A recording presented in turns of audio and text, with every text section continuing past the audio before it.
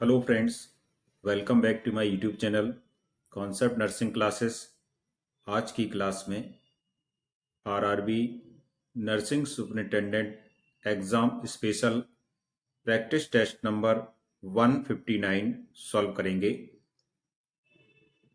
यह सीरीज जो RRB special series चल रही है, यदि किसी भी स्टूडेंट्स को इसका पीडीएफ और प्रैक्टिस टेस्ट लेना हो तो इस नंबर पर कॉल या व्हाट्सएप वो कर सकता है।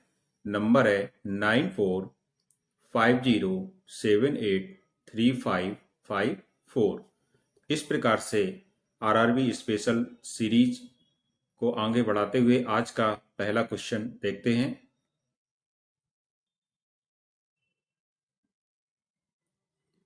Anaphylaxis condition is the term used in. तीव्र ग्राह्यता पद की स्थिति में इस्तेमाल किया जाता है। Option A pyrexia of unknown cause, option B excessive sleep, option C allergic reaction, option D prognosis of disease. तो बात होती है जब भी एनाफाइलेक्सिस की, तो ये एक इमरजेंसी सिचुएशन होती है जो कि एक एलर्जिक रिएक्शन में प्रयोग की जाती है, इसलिए सी ऑप्शन यहाँ पर सही हो जाएगा। नेक्स्ट क्वेश्चन, सूतिकावस्था अवधि किसके बाद आती है? जनन, लैक्टेशन, प्रसव या धारण। सूतिकावस्था जिसे पोस्टपार्टम पीरियड भी कहते हैं और यह आती है डिलीवरी के बाद, इसलिए यहाँ पर तीसरा ऑप्शन प्रसव सही हो जाएगा। Next question, asthma is a chronic disorder that causes A pneumonia, B scandisis, C heart blockage, D inflammation in the airway.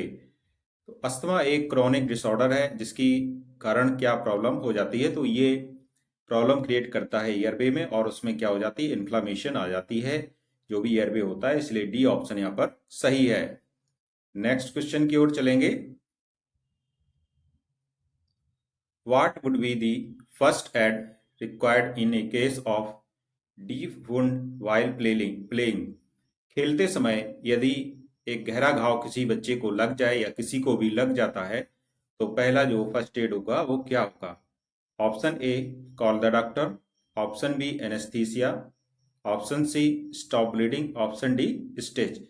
इसका करेक्ट आंसर होगा सबसे पहले ब्लीडिंग को स्टॉप करना है, इसलिए सी ऑप्शन यहाँ पर सही हो जाएगा। नेक्स्ट क्वेश्चन की ओर चलेंगे। Treatment method of swelling from a head injury is A cold compress, B hot compress, C medicate, D leave it.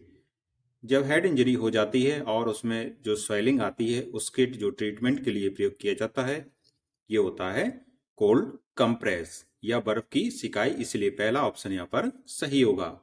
Next question, in females the onset of puberty is first marked by A. menarche, B. thelarche, C. pubarche, D. adrenarche। Females में जो puberty की onset होती है ये किसके द्वारा संकेत को मिलता है कि अब इस फीमेल में प्यूबर्टी ऑनसेट हो चुकी है, तो ये होता है thelarche. So the correct answer is option B. Next question, which part of the brain controls the heart?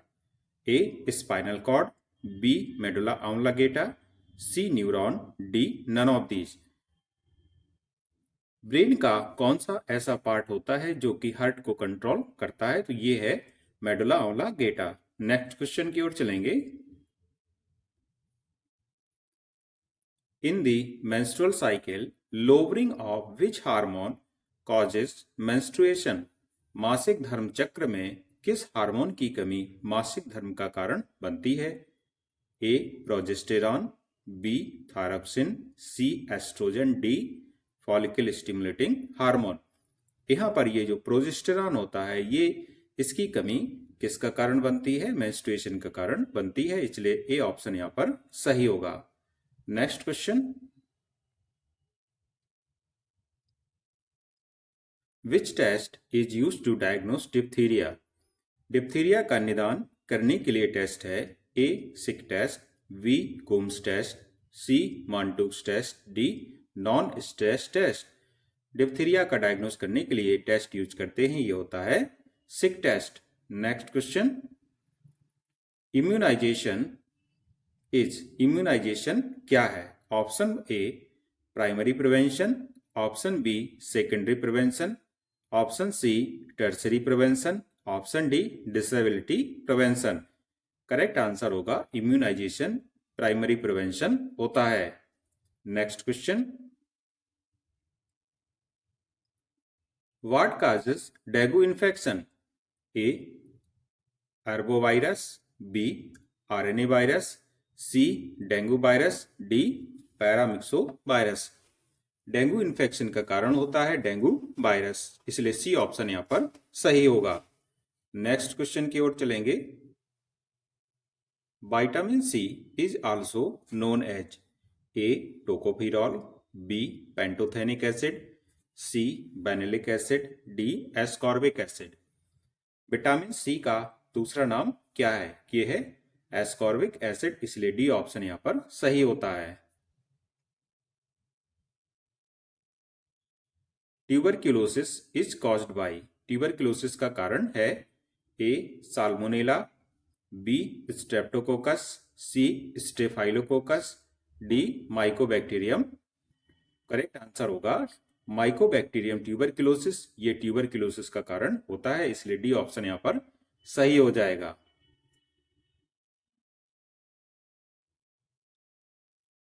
The freshly prepared ORS should not be used after A 6 hours, B 12 hours, C 18 hours, D 24 hours।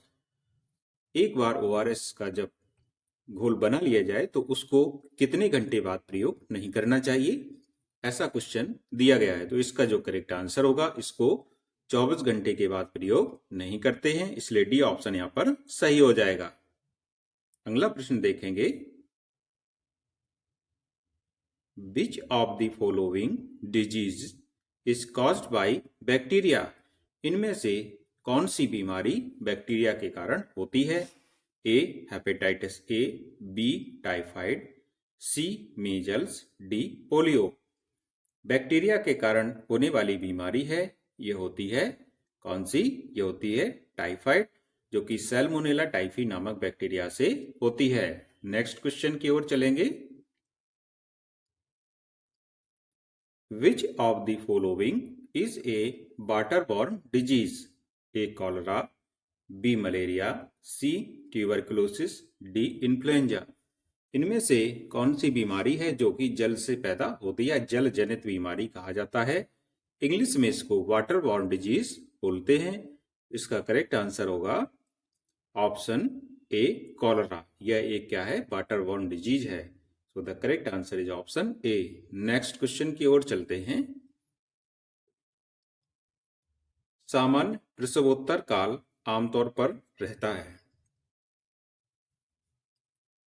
तो बात होती है प्रसवोत्तर काल की, means postpartum period.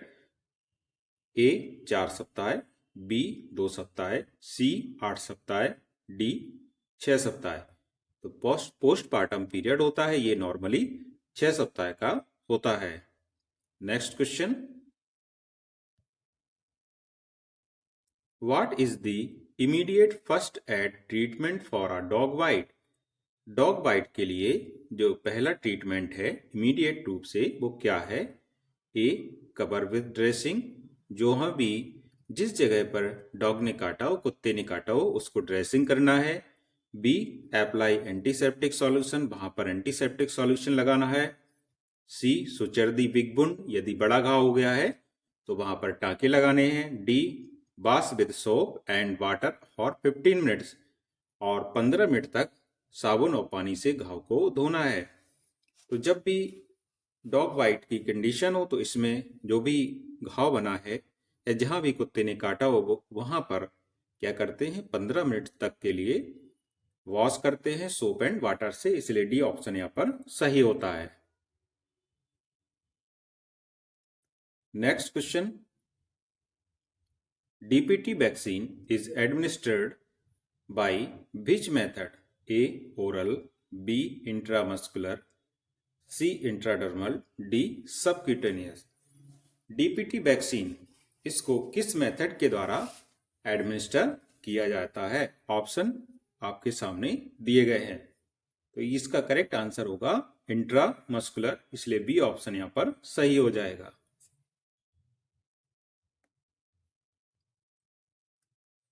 Next question की ओर चलेंगे।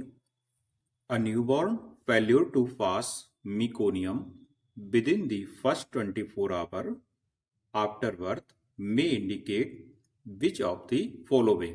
Option A, abdominal wall defect.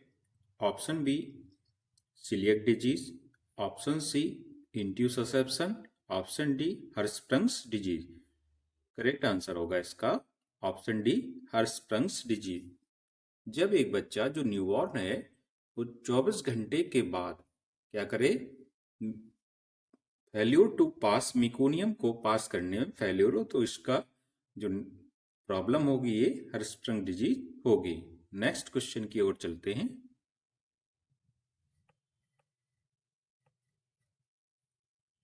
What is the first vaccine given to a newborn baby? BCG, DPT, MMR, DTP. Correct answer होगा इसका ऑप्शन ए, बीसीजी। इसमें ये बताना था कि जो न्यूबॉर्न है उसकी जो पहली वैक्सीन होती है उसको कौन सी लगती है, ये होती है BCG. So the correct answer is option A. Next question. What does N Apgar score of 9 mean? Apgar score 9 का क्या अर्थ है? ए, डिप्रेशन, बी, नो डिप्रेशन, सी, इमीडिएट ट्रीटमेंट, डी, नन। तो करेक्ट आंसर होगा अपगार स्कोर 9 का अर्थ है कि कोई भी डिप्रेशन नहीं है, मीन्स बच्चा पूर्णतः स्वस्थ है, क्योंकि जो मैक्सिमम स्कोर होता है ये 10 स्कोर होता है और इसमें 5 पॉइंट लिए जाते हैं। हर पॉइंट को आप 2-2 अंक देंगे, इस प्रकार से 10 अंक मिलते हैं। और यहाँ पर चूंकि 9 है तो इसका मतलब है कि ये बच्चा पूर्णतः स्वस्थ है। Next question. When the anterior fontanelle does normally close 6 to 10 months, 12 to 18 months, 2 to 3 years, 3 to 4 years। यहाँ पर जो एंटीरियर फॉन्टानेल की बात हो रही है कि ये कितने महीने में या कब बंद हो जाता है, तो यहाँ पर देखते हैं ये आगे की ओर एंटीरियर फॉन्टानेल होता है डायमंड शेप का, और ये 12 से 18 महीने में नॉर्मली बंद होता है, इसलिए पहला बी ऑप्शन यहाँ पर सही होगा। नेक्स्ट क्वेश्चन की ओर चलेंगे। According to Freud, the oral stage is between birth to 1 year, 1 to 3 year, 3 to 6 year, 7 to 11 year। Fried के अनुसार जो ओरल स्टेज होती है ये कितने ईयर तक की होती है? तो करेक्ट आंसर होगा, क्योंकि पहली होती है ओरल, दूसरी होती है एनल, 5 स्टेज टोटल फ्राइड ने बताई थी, ओरल, एनल, फैलिक, लेटेंट और जेनाइटल। तो इस प्रकार से जो ओरल स्टेज होती है ये बर्थ टू 1 ईयर होती है। सो the correct answer is option A. Next question. Monitoring of urinary output is important especially while patients are getting Lasix, magnesium sulfate, digoxin, both A and B, do not know। Correct answer होगा इसका कि urinary output का आपको monitoring करना है तो कौन सा, स्पेशली वाइल गेटिंग, कोई ड्रग ले रहा है उस संबंध में मॉनिटरिंग करना आवश्यक हो जाता है यूरिनरी आउटपुट का, ये है लैसिक्स और magnesium sulphate. So the correct answer is option D. यदि कोई पेशेंट लैसिक्स और मैग्नीशियम सल्फेट ले रहा है तो ये आवश्यक है कि उसकी यूरिनरी आउटपुट का मॉनिटरिंग की जाए। नेक्स्ट क्वेश्चन की ओर चलेंगे। अगला क्वेश्चन यहाँ पर दिया गया है, what is the first aid treatment for choking? Choking का जो पहला ट्रीटमेंट है, प्राथमिक उपचार है, ये क्या होगा? Option A, call for ambulance. Option B, try to remove the object with your finger। Option C, give fluids to drink। Option D, give sharp back blows between blade। तो इसमें चोकिंग का मतलब है कि जैसे गले में कुछ चीज फंस जाती है तो पीछे से थपथपी दे करके जो उसके शोल्डर होते हैं, शोल्डर के ब्लेड्स होते हैं बैक साइड में, वहां पर क्या करेंगे, थपथपी देंगे, जिसको की कहा जाता है give sharp back blows between blade. इसलिए डी ऑप्शन यहाँ पर सही हो जाएगा। नेक्स्ट क्वेश्चन की ओर चलेंगे। अगला प्रश्न है, what is the route of BCG vaccine?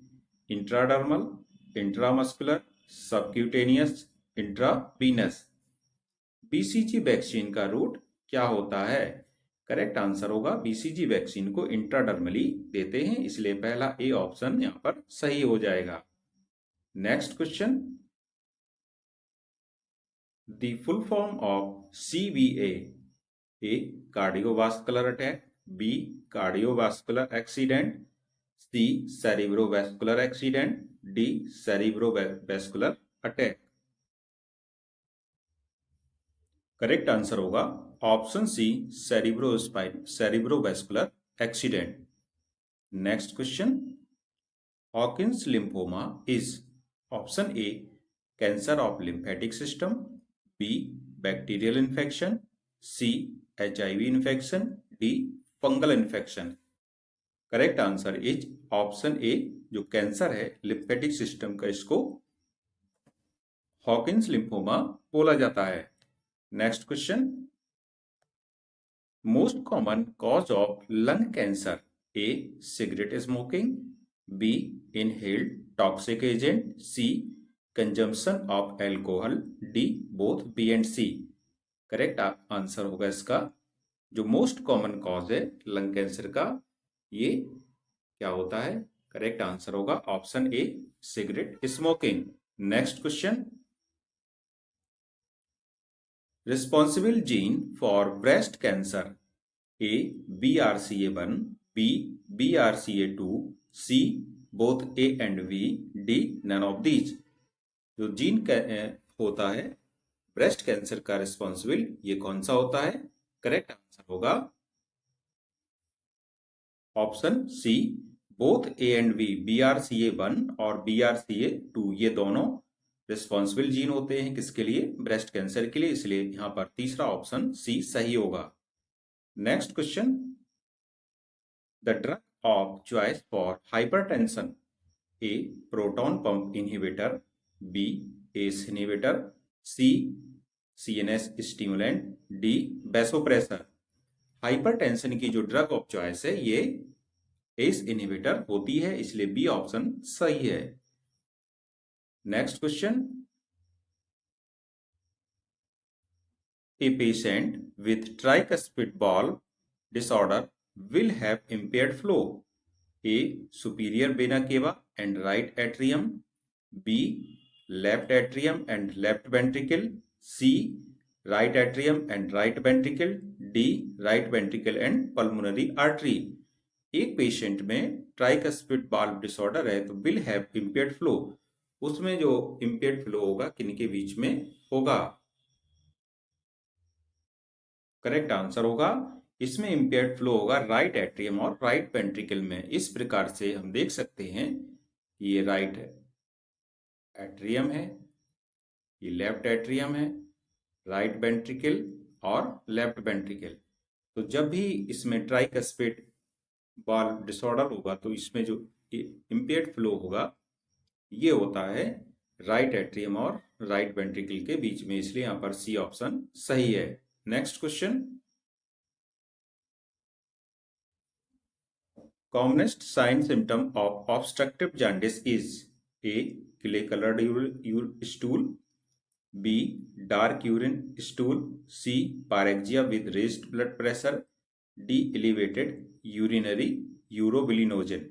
तो कॉमन साइन और सिम्टम होता है जांडिस का, वो कौन से जांडिस का? ऑब्स्ट्रक्टिव जांडिस। ऑब्स्ट्रक्टिव जांडिस का मतलब होता है कि जैसे ये लीवर है, लीवर में गॉल ब्लैडर में क्या होता है कि लीवर में बाइल प्रोडक्ट प्रोड्यूस होता है और गॉल ब्लैडर में ये स्टोर होता है।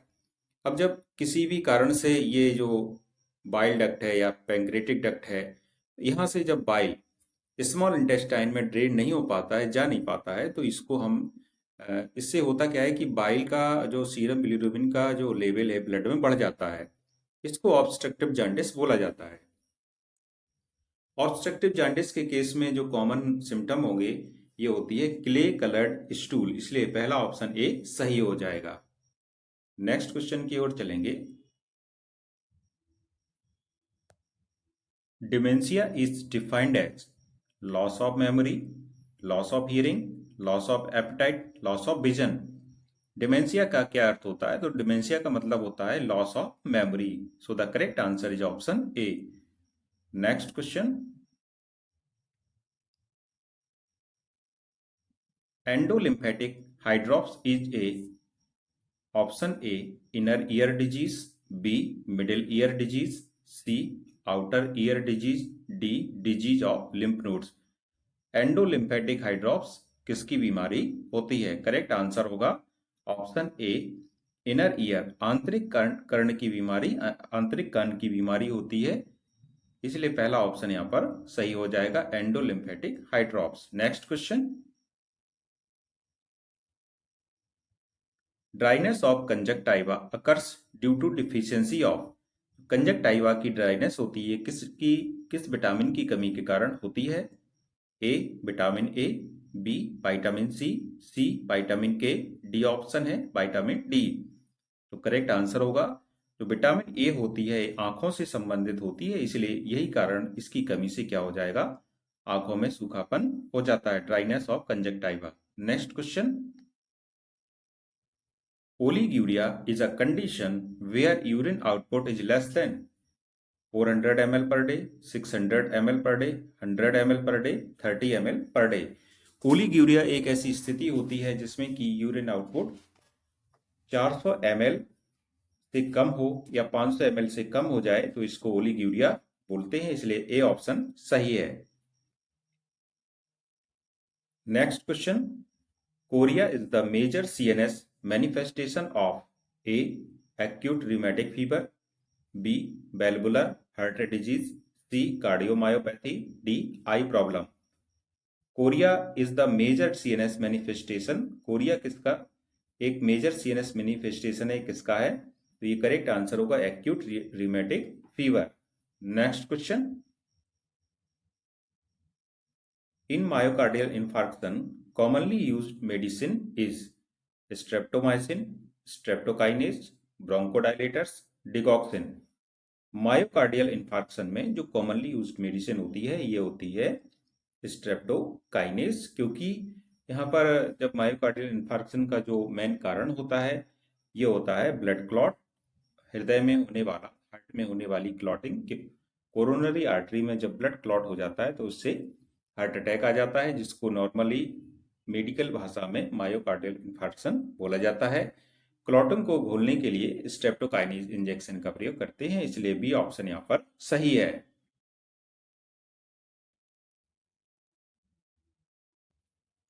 नेक्स्ट क्वेश्चन की ओर चलेंगे। अगला प्रश्न है acute complication of diabetes mellitus is retinopathy, hypoglycaemia, nephropathy, hypertension. Acute complication होता है डायबिटीज मेलिटाइस का, अचानक से होता क्या है कि इसमें शुगर डाउन हो जाती है अचानक से, तो ये एक्यूट कॉम्प्लिकेशन है, इसलिए B option hypoglycaemia is correct. Next question. Tracheostomy is perform usually between third and fourth tracheal ring, over fifth tracheal ring, over third tracheal ring, between first and second tracheal ring.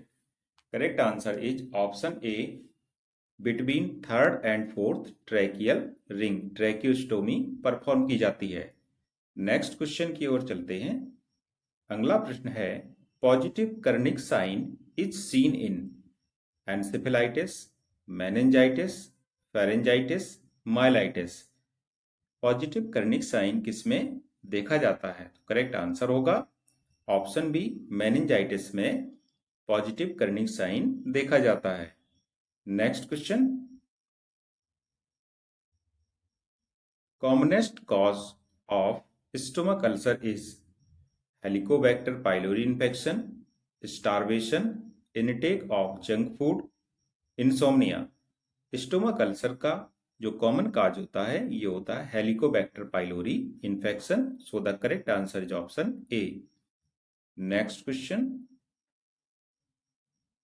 Asha is working under which programme? NRHM, RCH, IMNCS, ICDS। Asha means होती है accredited social health activist, और यह किसके अंतर्गत कार्य करती है? ये करती है NRHM के, इसलिए पहला ऑप्शन सही हो जाएगा।